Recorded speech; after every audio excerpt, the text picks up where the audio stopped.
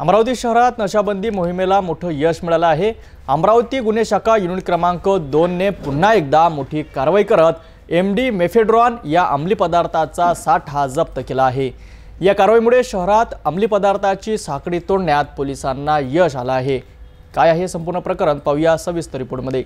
अमरावती शहरात अंमली पदार्थांविरोधात सुरू असलेल्या मोहिमेला गुन्हे शाखा युनिट 2 ने नवं बळ दिलं आहे। पोलीस निरीक्षक संदीप चव्हाण यांच्या नेतृत्वाखालील पथकाने 23 जुलै रोजी आणखी 9 ग्रॅम एमडी जप्त केली आहे। 20 जुलै रोजी याच पथकाने अतिक बेग अनीस बेग आणि मोहम्मद रिजवान अब्दुल गणी या दोघांकडनं 110 ग्रॅम एमडी जप्त केली होती।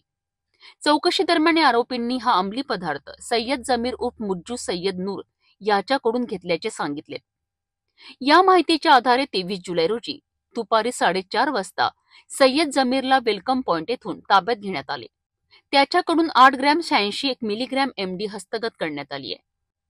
पोलीस आयुक्त अरविंद चावरिया यांच्या आदेशानुसार तसेच उपायुक्त गणेश शिंदे, उपायुक्त श्याम घुगे, उपायुक्त रमेश धुमाळ आणि सहाय्यक पोलीस आयुक्त शिवाजी बचाटे यांच्या मार्गदर्शनाखाली गुन्हे शाखा युनिट 2 शहरात एमडी कुठून येत आहे आणि त्यांचे सेवन कोण करते याचा मुळापर्यंत तपास करीत आहेत। अमरावती पोलिसांनी सर्व नागरिकांना आवाहन केले आहे की त्यांच्या आजूबाजूला कोणी गांजा, एमडी किंवा इतर ड्रग्सची विक्री किंवा सेवन करताना आढळल्यास तात्काळ गुन्हे शाखेला किंवा स्थानिक पोलिसांना माहिती द्यावी। अमरावती पोलिसांची ही कारवाई निश्चितच कौतुकास्पद आहे। अंमली पदार्थाच्या विरोधात पोलीस दल पूर्ण ताकदीने उतरले असून नागरिक सहकार्य करतील अशी अपेक्षा आहे। शहराला नशामुक्त करण्यासाठी पोलीस आणि नागरिकांचे सहकार्य महत्त्वाचे ठरेल।